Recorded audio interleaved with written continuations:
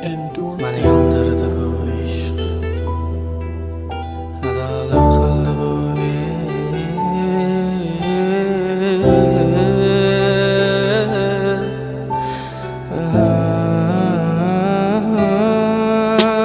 Mani yandırdı bu ishq, adolar qildi bu ishq. Cheksiz azoblar berdi, lek hech birin sezmadi bu ishq. Mani yandırdı bu ishq, kuydirdi bu ishq. Nafratim qanchalarlik sevgimni bildirdi bu ishq.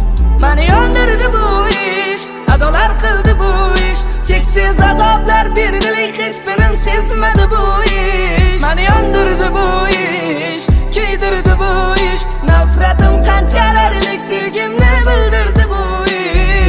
O'shanda kechasi men sarson, uzoqda o'tgan joyimda boshqa odam. Meni sevmading, sevgimni sotding arzon. Sevgim bahasiz edi, lekin sen arson. Yana boshimni oyog'ingga qo'yib uxlasang, qo'llaring bilan jonim sochimni darasang. Yana mashina kechasi aylansak, yolg'iz aylansak, endi boshqani yonimdasan. Ko'llarim qo'limda, ko'zlarim yo'limda, aytgan ishlaring ketmas xayolimda. Azoblandi jonim degan dilla aylandi yolg'ona. Azrat o'lmadim, rostni yolg'on. Sensiz yolg'iz qolganman, sensiz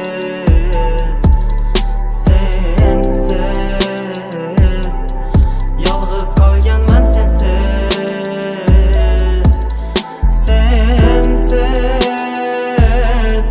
yolg'iz qolganman, sensiz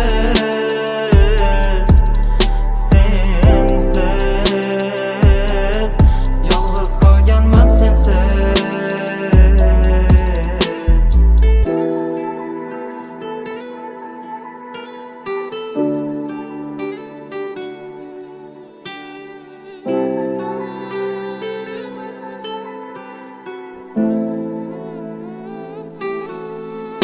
Dertlerim bilan ketaman uzoqqa, uzoqqa.